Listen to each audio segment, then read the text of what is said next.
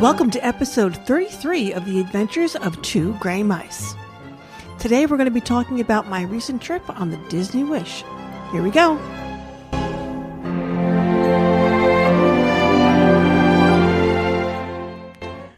Hi, welcome to the continuing adventures of Two Gray Mice.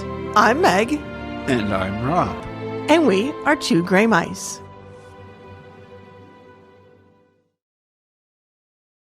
Hey folks, I am recently back from a solo trip on the Disney Wish, and I wanted to tell you about my experiences and how it went and how much fun I really had. So I was booked on a 3-day trip, 3-night voyage on the Disney Wish, and I started it by going down a day early, of course, because it leaves out of Port Canaveral and I'm in New York, and I wanted to make sure that I didn't miss the boat by having a flight delay or anything fun and exciting like that. So I was on board with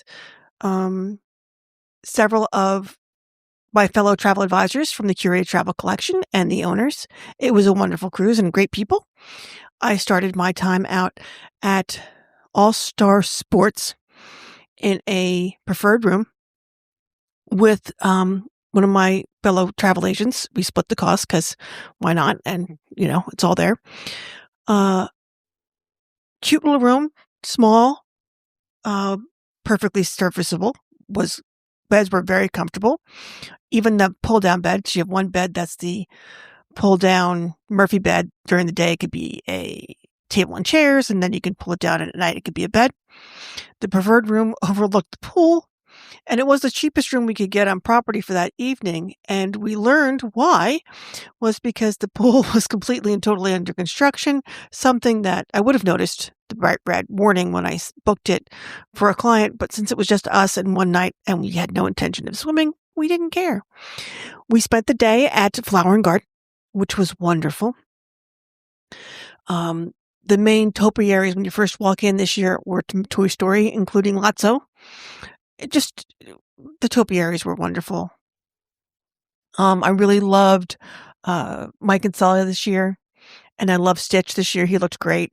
They used a lot more organic materials and tree branches and seeds and stuff to make them work, so they looked a little more like topiaries. Last year, it was 2 years ago, was the last time I was there. I felt like they looked a little too polished, like they used things that were not necessarily organic in making the topiaries. I didn't get to try a lot of the food because I didn't get in until 3:00 in the afternoon. And we also listened to the ABBA band, the tribute band, ABBA tribute band, because I'm just of that age and I love ABBA, and, dancing in the afternoon is wonderful. One of the things I did try was the Mexican street corn, which I've had in the past, and I absolutely love it. Except this year they changed it. And the spices, they still had cheese on it, but the spices were more peppers, like, chili or something along those lines, and paprika. So it was zingy and much too spicy. I cannot do spicy food. I'm just not a spicy food kind of person, so I did not enjoy it as much. I got a big German pretzel. We got the food from the Americas, which was very good. I got one of the ciders that was excellent. But just a relaxing, enjoyable day, just kind of getting a feel for Flower and Garden again. Looked at the new playgrounds that they had that Rob and I talked about. They're wonderful. The kids were having a great time. The butterfly house was as fabulous as always. I loved the fake garden because it was all like flowers that were almost like animatronic flowers. They opened and closed, and they had bees. And inside Unicorn Plaza, and it would change the time of the day. And while you were in there, and you heard birds chirping, it was just really kind of cool. It was very well done, very different for Flower and Garden. And it was nice to spend the day there and kind of get my Walt Disney World fix before getting on the boat. We got up early, walked around a little bit, explored All-Star Sports and the football players and cheerleaders that were there, which is, of course, why I normally don't stay there, because if you don't time it right, they come all rushing in at once early in the morning to have their food before they head out to the park. We all hopped on, we all shared, everybody who was staying at Walt Disney World that night shared 2 vans, and off we went to Port Canaveral. It's about an hour and 15, depending on traffic, from Walt Disney World to Port Canaveral. This is the worst part about my experience on Disney Cruise Line. Embarkation. You're given an embarkation time, which when I've cruised in the past, like with Virgin, same thing. Please show up at X. Our embarkation time was 1:30. Now, that's kind of late. They start getting on board around 11. And I understand why they do it. But they stick to it, like solid stick to it. So you're waiting outside for your time to go if you're too early. And they have little like pens where the 12:30 people are and the 1 o'clock people are and the 1:30 people are. And they rotate it as you get closer. So you're waiting and waiting and waiting to get on board. Usually, like when I've gone with Virgin,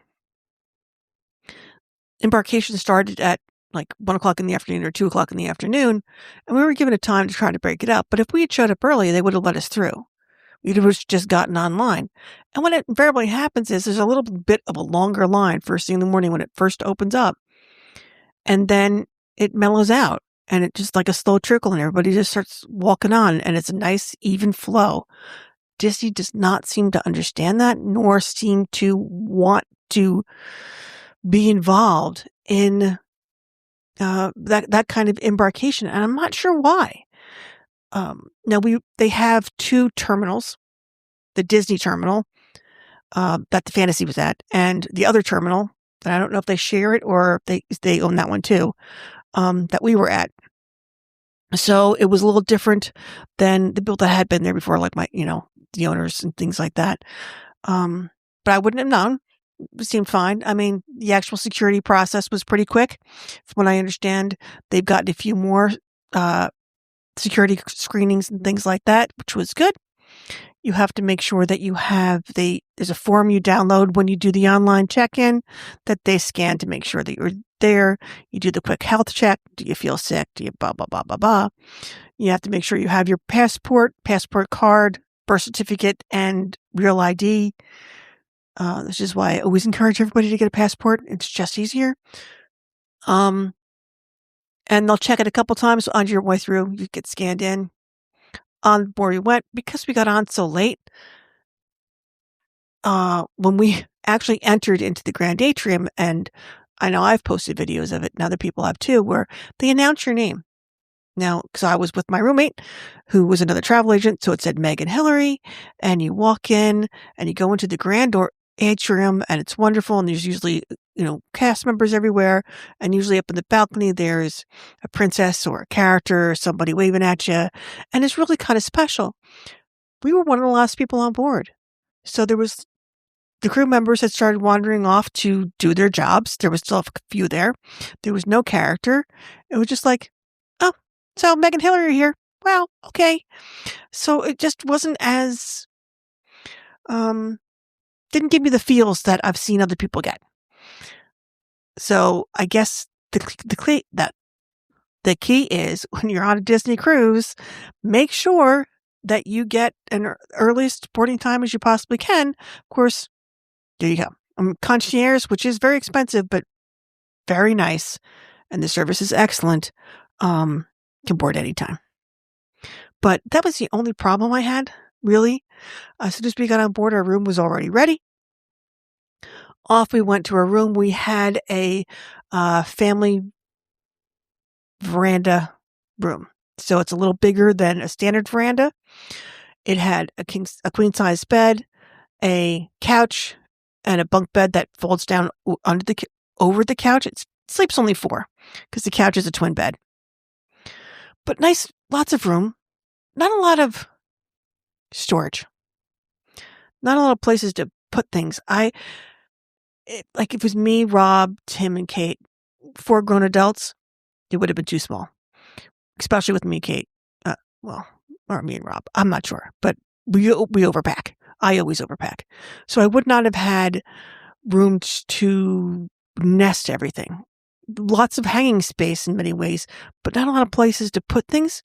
And like in one corner, there's a whole like bookcase shelvie of open shelves. We were on a boat, so if you hit, it's going to fall off. I mean, you would have to hit a storm for it to fall off, but it's going to fall off. So we didn't use those. Well, we did. It's where we put all of our towel creatures every night so we could keep them. But the room was beautiful. The veranda was nice. We were all the way in the front, like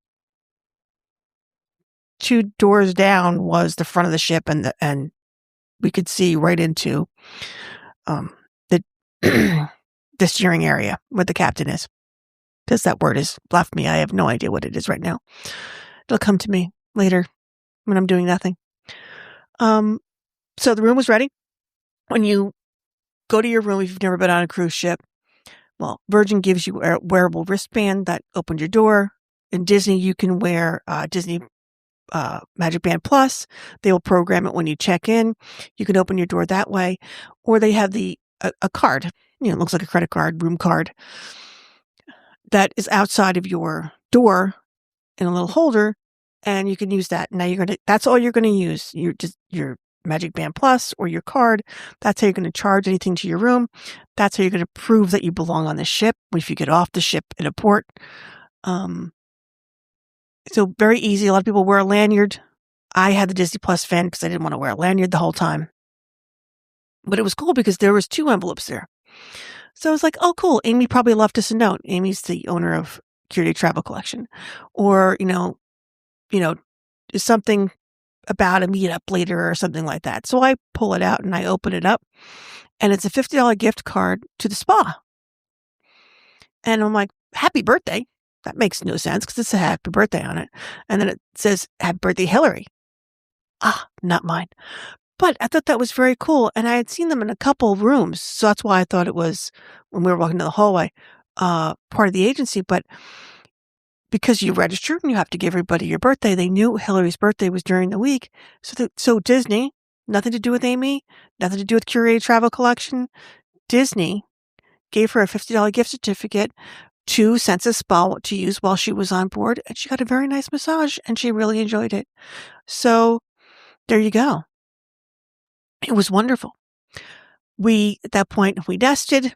Then we went and got some food. I think I got I got a hot dog and French fries at Mickey's Friendship Fair, which is where you get the ice cream, pizza, Donald's Cantina, which is like Mexican, make your own protein rice bowls or burrito bowls, the grill, hamburgers, hot dogs, pulled pork, French fries, lots of good things. It's open for lunch and dinner. It does close like between 6, 7. So it's only good for an early dinner. It opens, I think, 10:30.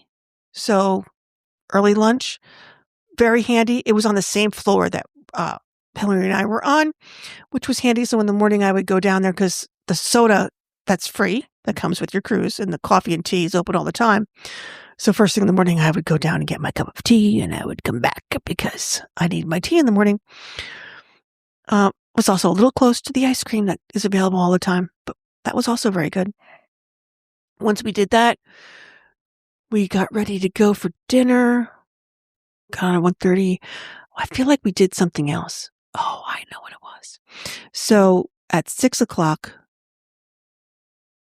we all met at the Bayou, which is a lounge. So all the agents, everybody all got together at the Bayou, say hello to each other. A lot of us, it was their first Disney cruise. A lot of us, because they're new to the agency, we didn't all know each other. There's 200 and something of us in the agency, not on the cruise ship. So it was a get to know you. Wonderful people. I had such a lovely time. I met so many new people and I made so many new friends and I was very happy. The Bayou is lovely. It's just after the main atrium on the 4th and 5th floor. It's after Princess and the Frog. So the ceiling has like greenery hanging from it and twinkly lights like they're, lightning bugs. Beautiful, has a small stage. In the evening, very often there's like a duet or a single person on piano, or there was a violinist one night. Very relaxed, wonderful atmosphere in one way. Drinks were good. There's always a drink special of the day, alcoholic and non-alcoholic. So always check your app. You always want to keep your cruise line app going. You want to check it every day. That's when you're going to find out when trivia is, when the shows are, what the drink of the day is going to be, what's going on shore at Castaway Cay. You always have to keep checking it. Something I wasn't always good at because I was focusing on taking video, learning the ship, getting to know people. So all of a sudden I was like, oh, there's this, oh, there's that. And I didn't always know exactly what was going on. So do as I say, not as I do, and look at the app. But my biggest problem with the Bayou is the fact that it's, like I said, directly behind the atrium. So there's 2 hallways and it's in the middle. So it's a crossover. It's across the street. On either side of the hallways are stores. So when we're at sea, because the stores don't open until you're at sea, and are only open when you're at sea, they're a little active. So you'll get kids that run through. It's not an adult only space, which is fine, but it can get a little loud just because of the people coming and going and moving around. At the same time, it is enjoyable. I was in there. One of the trivia started, I think, that evening when we were in there. But also directly across the hallway from it is Hyperspace Lounge, which is the Star Wars based lounge or themed lounge. All the lounges are small, which is why there's so many of them. Many of the spaces are very small. That's why there's so many of them. So that these, 5,000, 4,000 people on board were kind of spread out around the entire ship.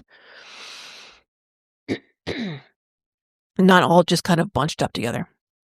So me and Karen, who's the person I spent the night with the night before, went over to Hyperspace Lounge. We wanted to check it out, see what it was like.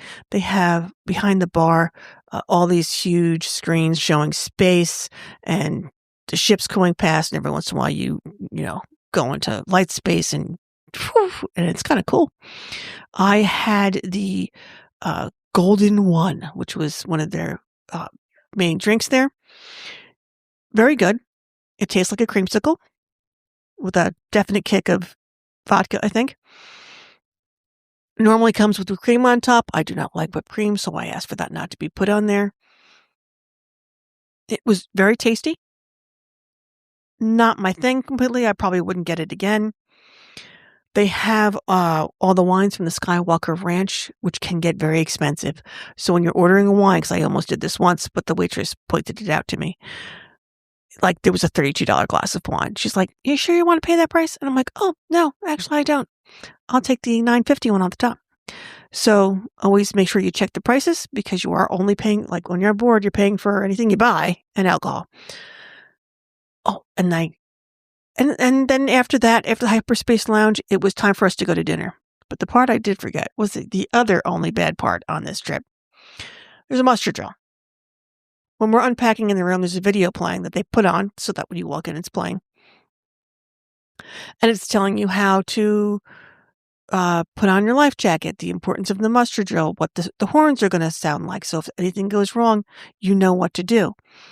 And all the other cruise ships, you have to do is you then at a certain time or starting at a certain time, they tell you you need to go to your muster station. And once you're there, you commonly get spoken to. Did you watch the video? Do you understand there's somebody there to make sure you know how to put on a life jacket? They'll show you again. They tag your card. Great, you were here, and off you go. In Disney, they make you all go there and stand there and wait until everybody who's supposed to be in your station is at your station. And then they blow the horns, so you want to know what they sound like. And then they show you again how to put on a life jacket. And then you finally can go. It's a half an hour, 40 minutes. Outside or inside, and it's loud and it's crowded. So if you have any sound sensitivity, or your children do, make sure you have earplugs hold your ears, whatever, because the sirens are loud. It's annoying because it's really not necessary because they're like, okay, we're waiting for everybody to be here. I'm like, but you told me that if I can't get to my child when the alarm goes off during an actual emergency because they're in the kids club or whatever, you'll bring the child to me. So why do I need to make sure I have the child with me now? The child would be coming to me. Okay, whatever. Also, they're like, okay, once we're all here and we've taken attendance, we're going to bring you downstairs to groups into the lifeboat. Okay, makes sense. You don't want to crowd anybody. Fine. Then we're all going to go downstairs. We're all going to get in the lifeboat. And I'm thinking to myself, it's an actual emergency. We're all panicked. By the time you get us all to the spot, you take attendance, you bring us downstairs in groups. I hope that the ship is sinking very, very slowly. That's all I kept thinking. But it is what it is. Anyway, after that, we went to dinner. We had the 8:15 dinner time, which didn't bother me. We were a large group. We're 40 people. So we kind of, I think, took the Disney staff by surprise. They normally have tables of 6 to 8 people. Very often, unless you request to not sit with another family, they will put you with another family or another couple, which is, I appreciate. I like getting to know people that way. I'll talk to anybody, which everybody on the people that didn't know me in the agency now know I'll talk to anybody. So it was kind of nice, but we had tables of 10, and the excellent service that I was seeing at other tables, we were not necessarily getting. And I couldn't figure out if our assistant server was relatively new or if just the fact that, we're all coming in at once. We were a large group trying to get in, it's not like I'm sending it back to the kitchen orders for four people for that table and then coming out. I'm getting 10 orders and then 10 orders and then 10 orders. So it was a little slow. So dinner took a long time for us to get orders served, whatever. Food was excellent. You're offered an appetizer, a salad course, a soup course, an entree, and a dessert. You can get as much of any of that as you want. You also have something in a section called the lighter side, which is the lighter side of an entree. So some people, because very often they were salads with proteins on them, would get that and an entree. So like that would be their salad. I never ate that much, and I probably didn't take advantage of the fact that I could try things that I've never had before instead of sticking to things I know I like. I should have ordered food that sounded good, but I was unsure of because I'd already paid for it. It's not like at a real restaurant where I'm going to pay $40 for a meal and not eat it. It would have been a shame to not eat it, but it would have been kind of cool I should have tried it. Is really what I'm getting down to. So the first night we went to the Arendelle, which is the Frozen adventure. It's the show. It's a floor show, right smack in the middle of the whole thing, with Oaken, who's one of the shopkeepers in the first or second movie. I can't remember which one. It's being done by Oaken's Hearty Planning Party Services, and they're throwing Anna and Kristoff their engagement party. So you have Olaf, you have Anna, you have Kristoff, you have Elsa, and you have a trio of 3 musicians that are playing along because obviously everybody's going to be breaking out into song at some point. And the show itself is kind of split up into 3 parts. So they come out and they introduce and they sing a little bit. And then, Elsa maybe have a solo, and then they all go away because then you're going to eat, you're going to get served. They're going to come back out, do a little song. They're going to eat, served, and you're going to kind of go back and forth. By the time they're done, most people were done and gone. Many people were done and gone. At the end of the show, everybody does come around and say hello to you at your tables. Anna, Elsa, Kristoff, Olaf. It's not a time for pictures. It's not a time for autographs. It's a time to just have a quick conversation with these characters. And some of the conversations I saw and heard happening around me were wonderful, especially with the little kids. They really engaged with them and had great conversations with them. Not as much so with my table of 10 adult women. I think that one Anna looked down at the table and kind of like, oh, this is different, because I don't think, it's not really a big group cruise thing, but it was fun. Afterwards, we all went back to Hyperspace Lounge because everybody else hadn't been there, and just hung out and chatted and had a good time. At the end of that, when everybody was starting to break up, I went for a walk just around the ship, and I went to Luna, which is a small performance space. It has a very small stage, tiered seating a little bit, so you have upper and then lower. And I was upstairs, and it was the match game, like a newlywed game, but not newlyweds.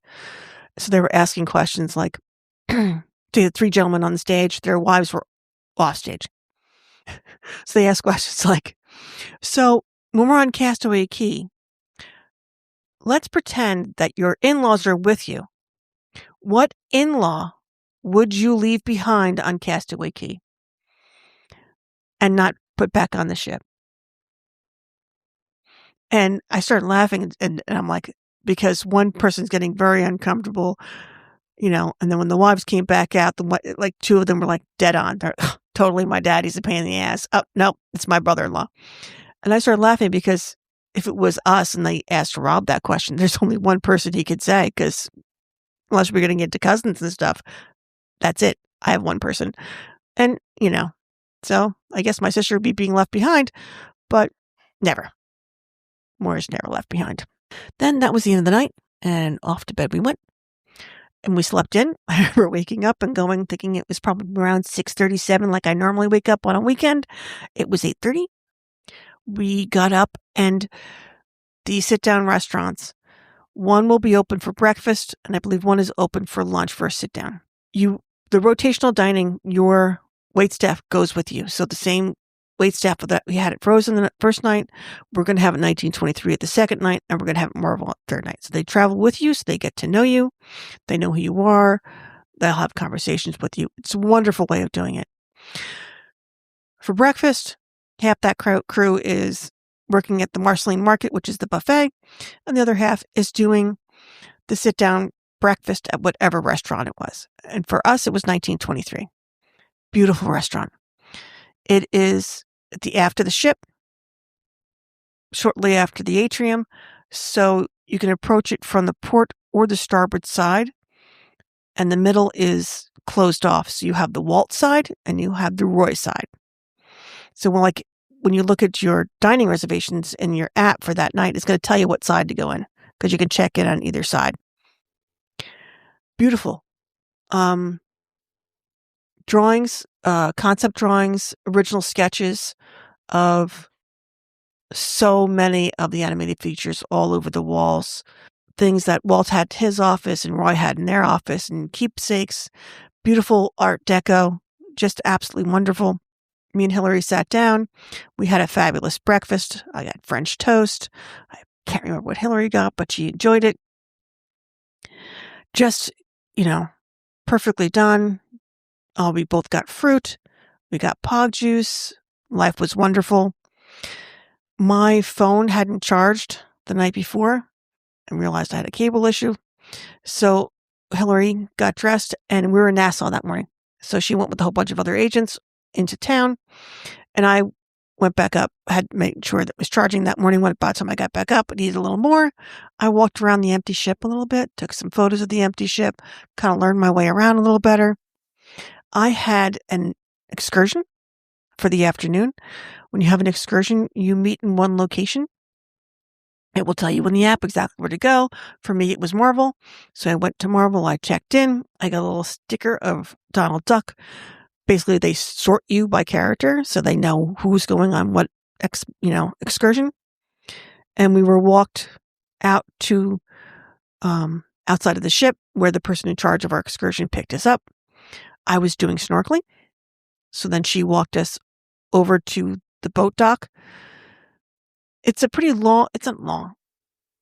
There's a long shopping area, and the Junkanoo Museum is part of the port. And it's really an area worth exploring. great clothing shops, some wonderful jewelry, and, some tchotchke stuff you really don't want, and the junk in the museum. We walked out to the street, down to the boat. It was probably 15 minutes. The boat was there like 3 minutes later. The captain and the first mate helped us on. We all got the talk of where the life jackets were, which was obvious because we're going to be using them later. So they're all like literally right in front of us to stay seated. He put people in chairs so that the weight was evenly distributed around the boat. There was family of 3, mother and son, a couple, and myself. So it wasn't a lot of people. And as we went out of the harbor, you have Nassau on the starboard side, and on the port side, you have Paradise Island. They're very close together. There's ferries that go back and forth. There's also 2 bridges that go back and forth. Paradise Island is, I think, probably just as long as the island that Nassau is on. The Bahamas is an archipelago, so there's like 40 islands. A lot of them are uninhabited. Most of the people live in Nassau. Paradise Island is where you're going to get you've probably seen the commercials for the Atlantis at Paradise Island. There's also lots of very wealthy people out there that have beautiful homes and several other gorgeous resorts and vacation villas and things like that. And he was pointing all that out to us as we went. So what did we see? We saw Shaquille O'Neal's house. And we know this for a fact because he's a large man, very distinctive features. And when he's playing basketball in his backyard and you see him and he waves at you, you know it's him. We saw Oprah Winfrey's house, which is right next door to Ellen DeGeneres' house. She actually has 3 houses in the Bahamas. They both do. And all 3 houses, they're next to each other. So I'm guessing they're friends.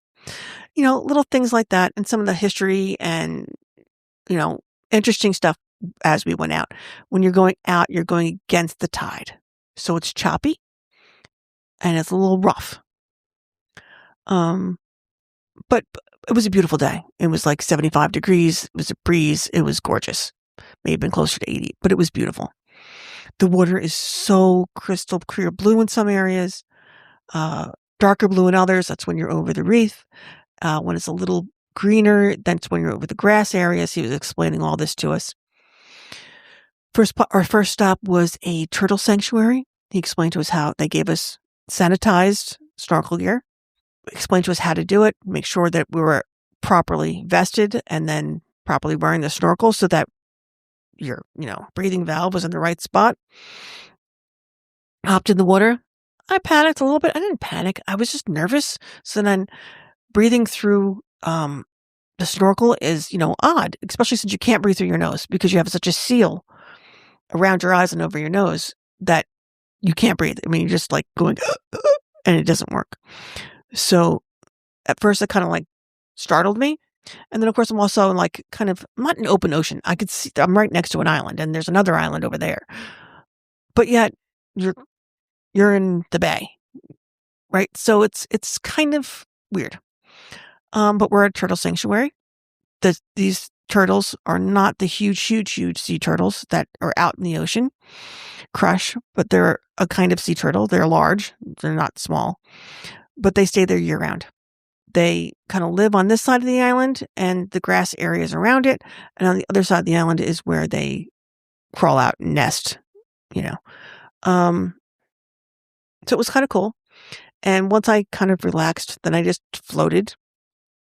I swam a little bit to make sure I wasn't getting too far away from the boat. There was no real tide or pull in the area, so that was pretty easy. And I saw my first sea turtle in the wild, and I just floated over him for a while and stalked this turtle.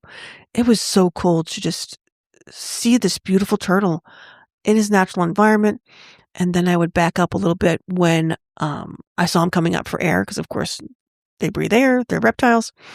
And then he would go right back down again. And it was just so relaxing and so beautiful just to be, the water is so clear. So I'm 10 feet above him and I can see him crystal clear. We had about a half an hour in this location, and then we all got back on the boat. It's it's tiring because there is a tide and you are, constantly trying to keep going and you're breathing weird. Not really weird, but differently. So it was good to have like a 10-minute rest while we went to the next location. The next location, there was a much stronger tide. We were much closer to being in like the ocean than in a protected bay area. This is when we were over the reef. We were off, I think it was called Pearl Island. It's if you've ever been to the Bahamas and you've done the swimming with the pigs, that's where the swimming with the pigs is too. We're close to there.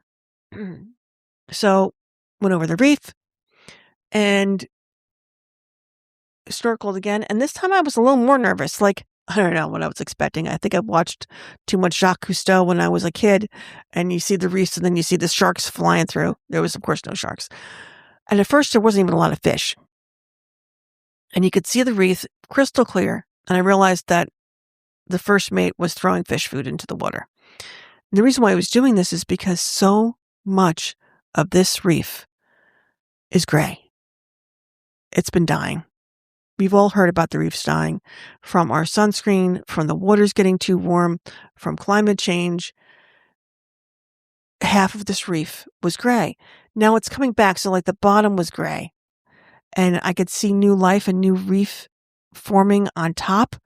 So it was hopeful when I was looking at it. I'm not a scientist. That's what I took it as. So the fish started coming in as he was feeding them. Beautiful, I have no idea what kind of fish I was looking at. Some were bright yellow, some were bright blue, one was definitely dory. Then a school came.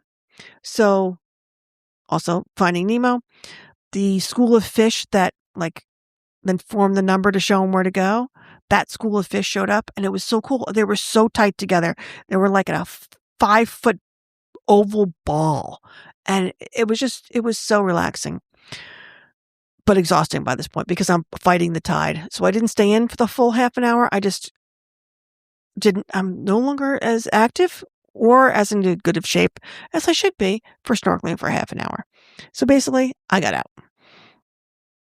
And I think I'd seen as much as I could see. It was really beautiful and very relaxing. Then after that, we went over to Paris Island, and, he kind of, sandbarred the boat, and we all hopped off so we could enjoy some beach time if we wanted to go swimming. We all kind of looked for shells. The kid that was there, who was a great little kid, found a huge conch shell. It was absolutely beautiful. Of course, he cannot take it with him. He had to leave it behind.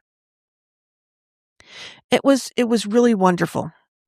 And just very relaxing and kind of what I needed to start my trip out, to get out of my own head and get into the vacation mode, especially on such a short trip.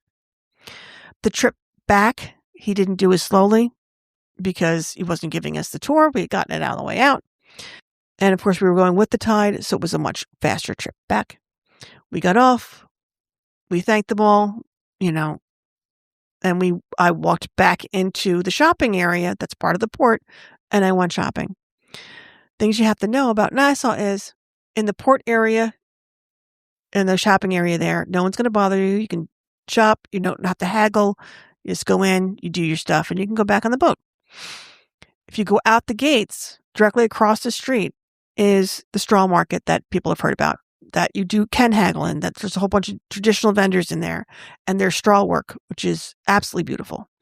But you always have to be careful because you have to look and make sure that it really is their straw work and not like made in China.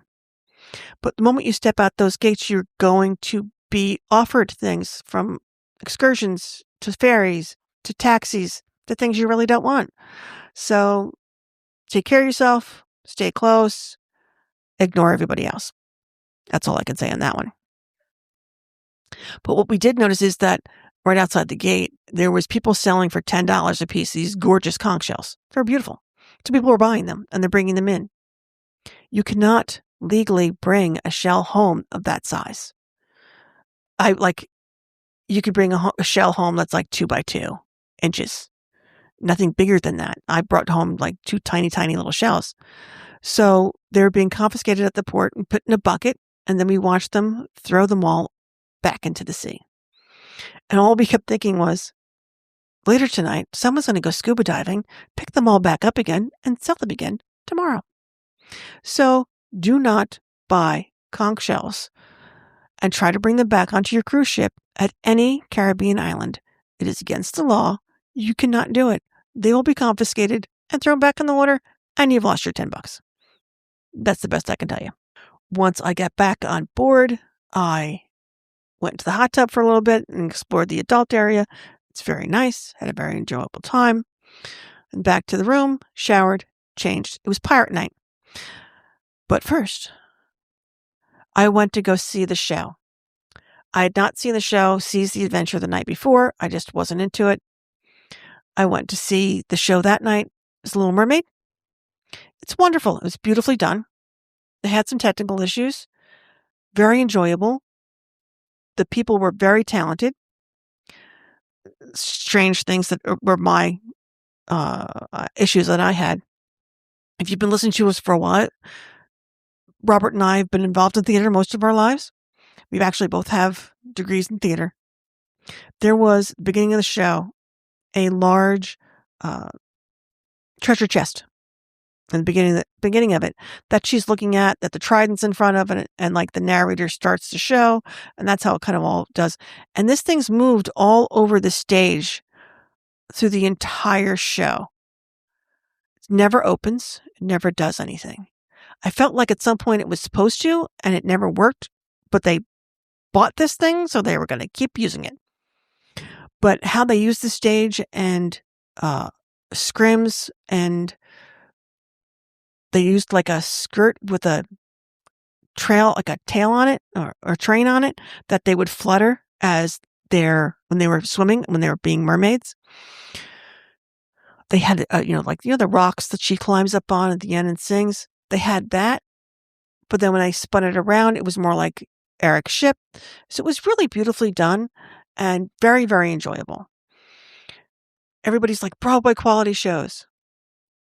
The quality is there in many ways. It's not a Broadway quality show, but it's not a Broadway show. It is an excellent show that you really should see. Whether you're an adult or a child, you will enjoy it. The following night, I did see Aladdin. Same opinion.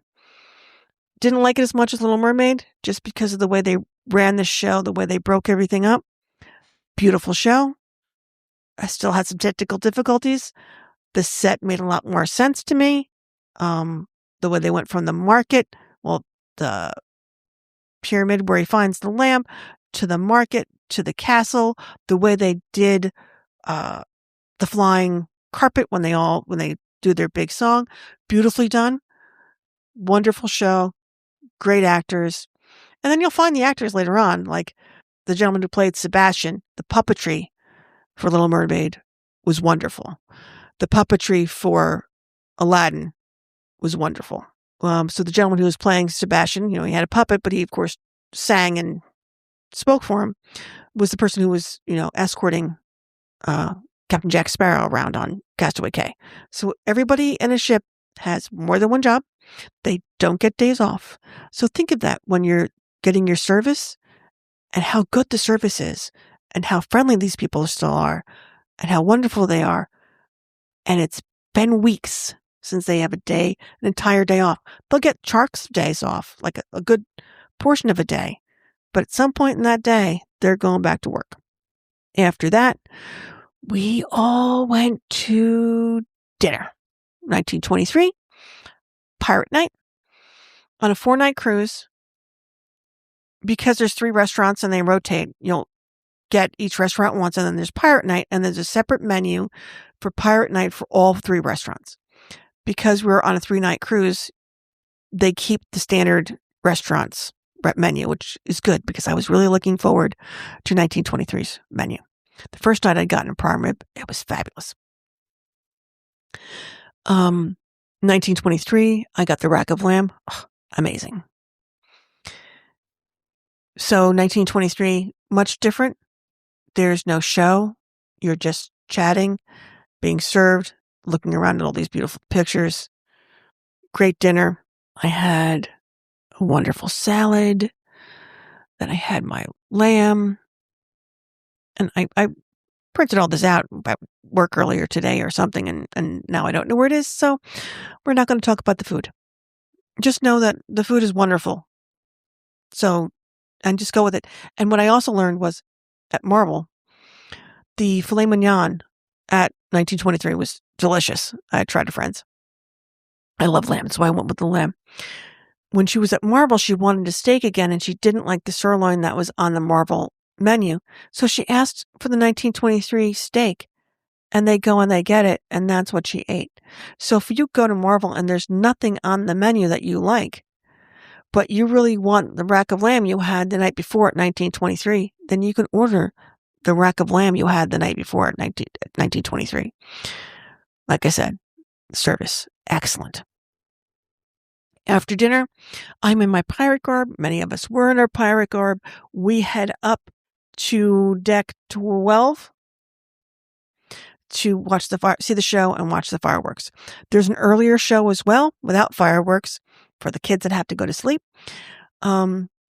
During at I think 6:45, 7 o'clock. So basically for the people that had the 6 p.m. dinner, right afterwards, there's a show while we're eating dinner. And then at 10 o'clock, there was the big show. Great band playing classic 80s rock, some Disney songs that they kind of made it to, like sounding like 80s rock songs. Captain Jack Sparrow comes literally rappelling into the stage, and the fireworks go off on the starboard side. So you really want to be on the port side. You can see them from the starboard side, but you're kind of craning your neck. And if you're in the wrong spot, you're not going to get a good shot. And from deck 11, the main pool deck is where the stage is. From deck 12, you can see it better in many ways. Or deck 13, if you want to be up by the cove where you're looking at it straight on. So that would be my recommendation. We all kind of gathered together there. We had a great time. And I want to say afterwards, we got a quick drink someplace, but I can't remember where. So we're going to say we went to bed. The next morning we got up and we were in Castaway Cay.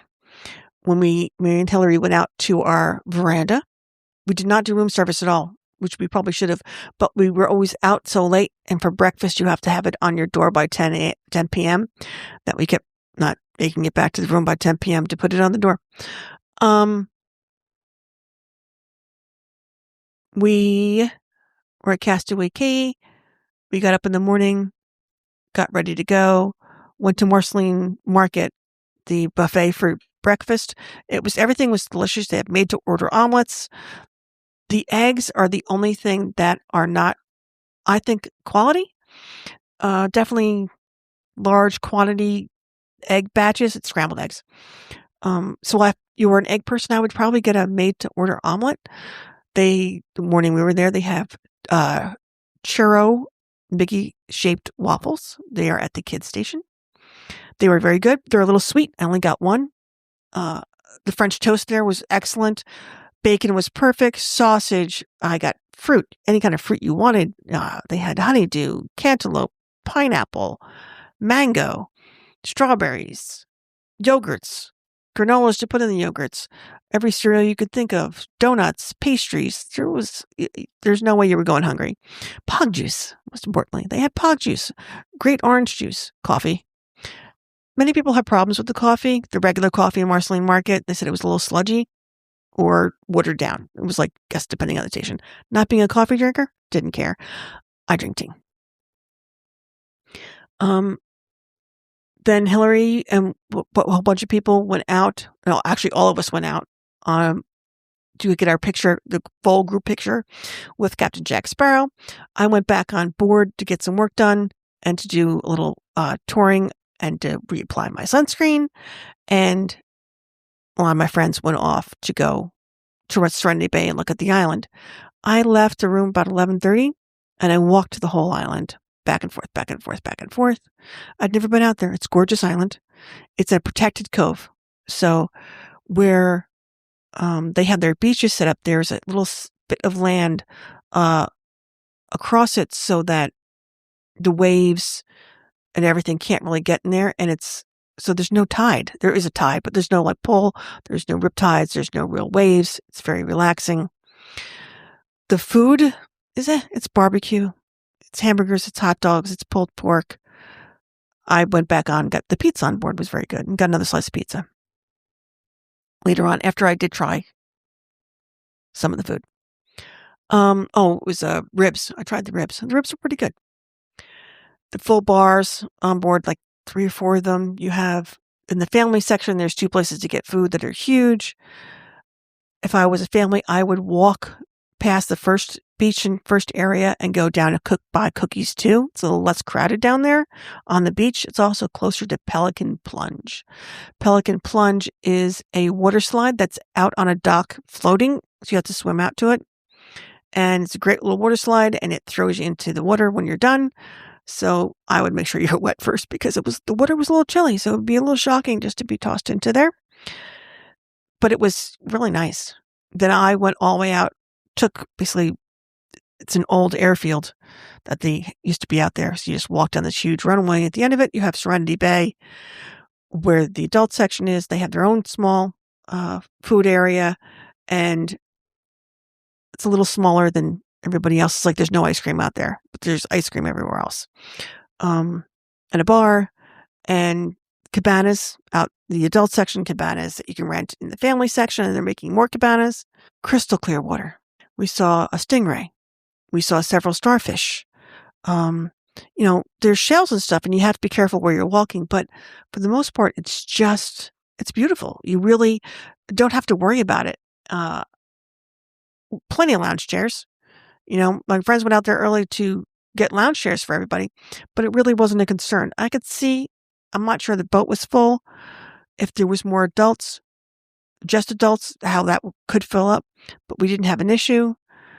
We just relaxed out there. Once I got out there, I went swimming several times. There is a child's area where, like a kids club on the island. So your kids can stay with their kids that they've been making friends with on the boat and hang out and have an area that's got a splash area and just be kids and make arts and crafts and all that fun stuff and just be kids. What I didn't mention was on the pirate night, after the fireworks, there was a group of like 10 boys. I would say 11, 12, 13. They're at that age. So they're all in the same, I think it's the Vibe kids group, like kids club. And they're all watching the fireworks together. And then afterwards, we're all going back. Hey, let's go back to the club. Blah, blah, blah. And it was so cool to watch because just looking at these kids were not friends. Now they were friends, but they weren't friends or didn't even know each other when they got on that boat. And now they're all hanging out and they're all buddies. And you could just, looking at them, every shape, size, color, attitude in these 10 boys. And they were off to have a great time together. It was great to see. So that was Castaway Cay. I stayed out there until about 4. Then I went back on board. I went back up to the cove area, the adult area. My intention was to get into the hot tub or maybe the infinity pool. When I got up there, Hillary was up there and Amy was up there. So we ended up chatting for quite some time. Had a very nice time. The infinity pool was very full. At one point when I was up there earlier in the day, of course, nobody was up there. So it's all about timing. But many people were coming back. You had to be back on board. Actually, I must have been closer to 3. You had to be back on board by 4:30. So we did get in, but there was a lot of people in there. It wasn't a lot. It's not a big pool. It's probably like 10 of us, but it's not a big pool. It's not like you're doing laps or swimming. It's, a cute infinity pool. You're cooling off. You're looking right off the back of the boat onto the island. It was a gorgeous view. And then me and Hillary realized we still hadn't done the Aqua Mouse. Someone told us it was only a 20-minute wait. We went over. Hopped on the Aqua Mouse. It's so fun. A little awkward to get out of. Once you figure it out, it's fine. Just so much fun. We were laughing and giggling the whole time. Had such a great time that when we got off and realized it was only a 10-minute wait, we got back on and did it again. After that, we went back down to the room, showered and changed really quickly. That night we saw Aladdin. Then after Aladdin, we went and did 20s music trivia. 20s. The 2000s music trivia. The staff that does the trivia, and they're very funny. They're very engaging. They're wonderful. That whatever they call them, cruise directing staff.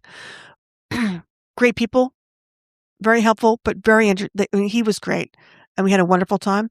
And I kept claiming that I was pregnant in the early 2000s, which is why I didn't know any of the music. After that, we went to dinner at Marl.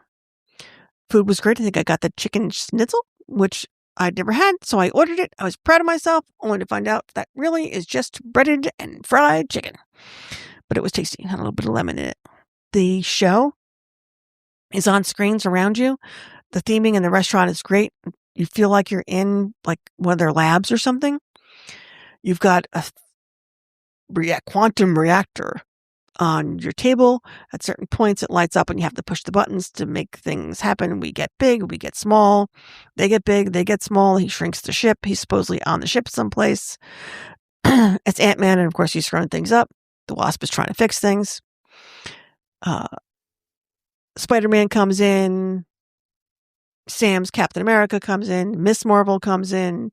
Captain Marvel comes in. So it's a fun show. And like Frozen, you get a chunk, you get time to eat, you get a chunk, you get time to eat. It was an enjoyable evening. It was wonderful food, and it's a fun show. And it would keep the kids occupied while they're, instead of being fidgety at the table. But something else to remember, especially you have the early dining, that if your kids want to, or if you have little kids, they'll come up and get them, the little kids, for the kids club after dinner or when they're done with dinner, really.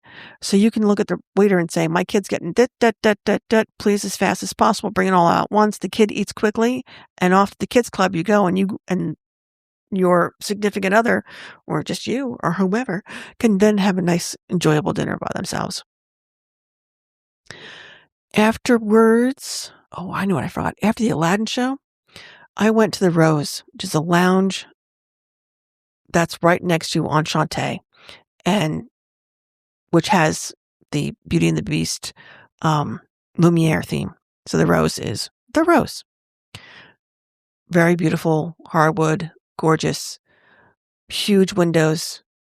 It's on the starboard side, which when you're leaving Castaway Cay is facing west.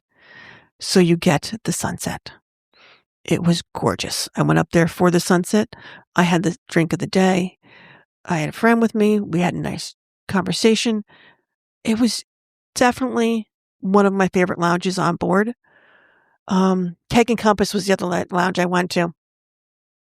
Much more relaxed, much more sports bar themed, Keg and Compass. Great for, like another couple showed up and was playing cards at their table. And that's definitely more like that kind of place that you could do that. I wouldn't whip out a deck of cards and start playing pinochle or anything else while at the Rose. It's a place to relax, enjoy your beverage, have a conversation, wait for your table at Enchante or Palo, but to just really just be in the moment. Wonderful. After dinner, we went to Nightingale's, which is on the same floor as the Bayou, but it's enclosed. It's the piano bar. We had a wonderful pianist that night. He was very good, and he took lots of recommendations from us. I would say half of us were there, so 20 people were in the room. You could have conversations. Excellent drinks. I can't remember what tequila drink I had. There's a drink called the Nightingale, and it's actually served in a glass that is shaped like a dove. The feet are the feet of the bird. Bottom is, and then the tail of the bird is mint sprig sticking out the back. Now, I can't remember. She told me how much the drink was. If you don't keep the glass, if you do keep the glass, it's $100. But it's beautiful. I mean, it's just a beautiful glass.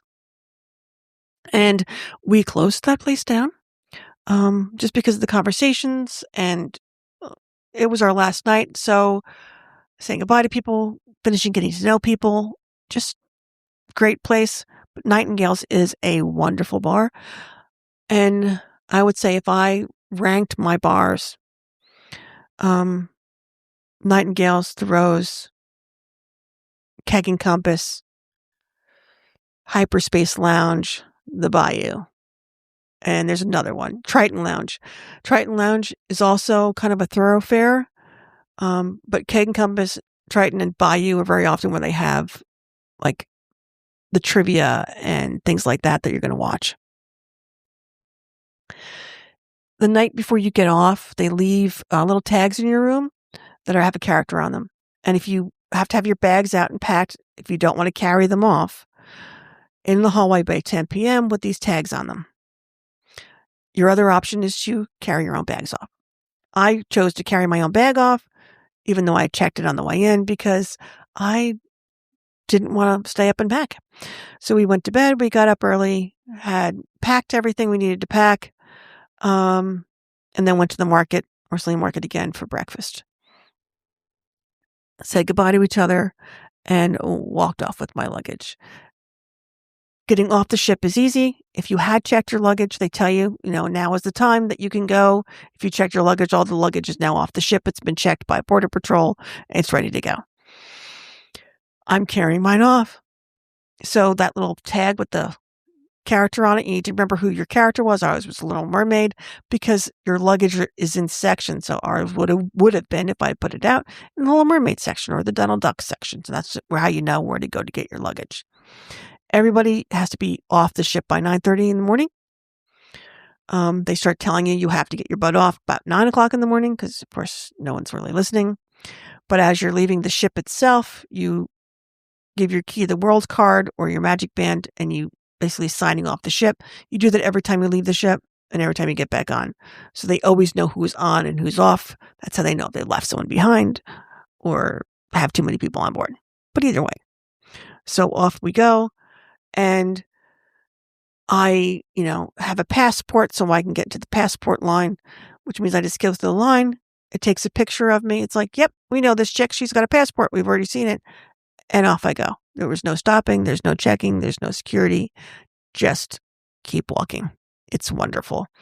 And hopped in a Mears, back to the airport, just in time for my flight. Got right on it. The flight had a bad generator, sat on the runway for an hour and a half.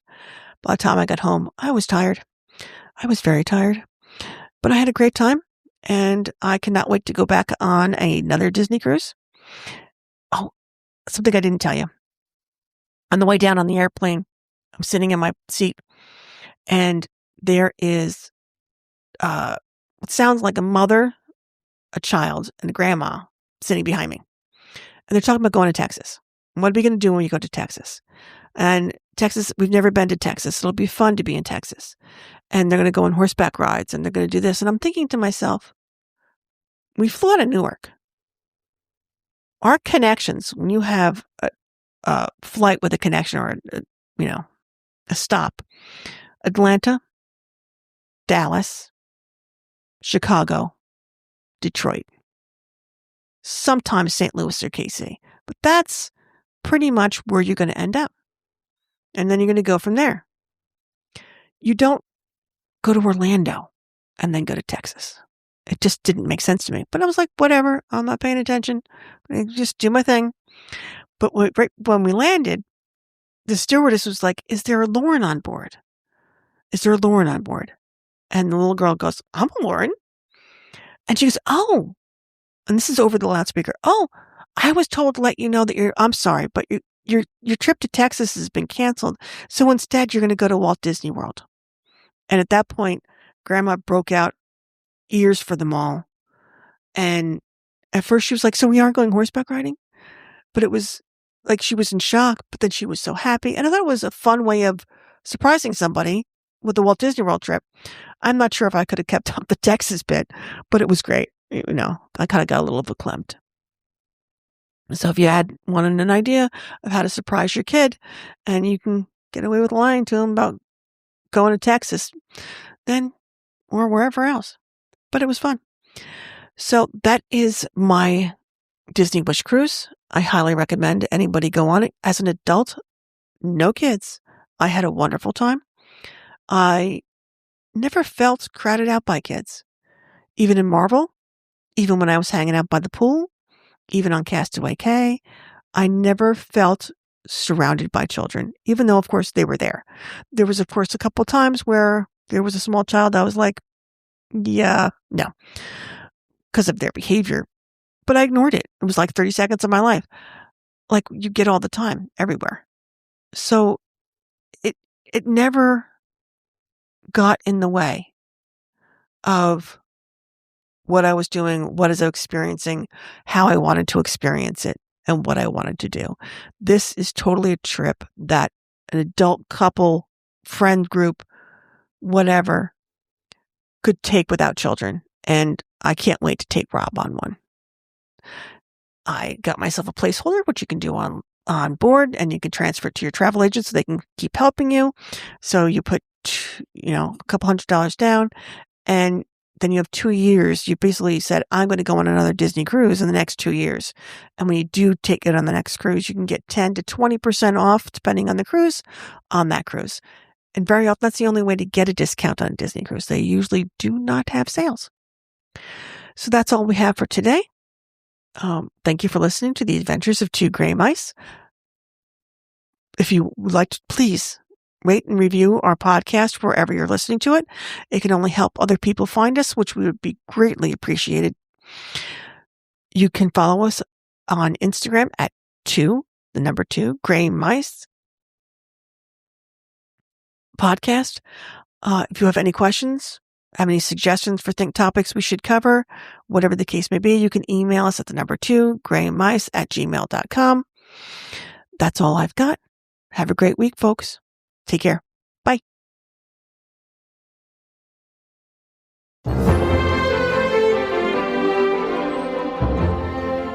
Thank you for listening to the Adventures of Two Gray Mice. We would love it if you could please leave us a rating or review wherever you listen to this podcast. For all your vacation needs at Disney, Universal, or cruise lines, please reach out to Meg at megandthemouse.com. Have a great week.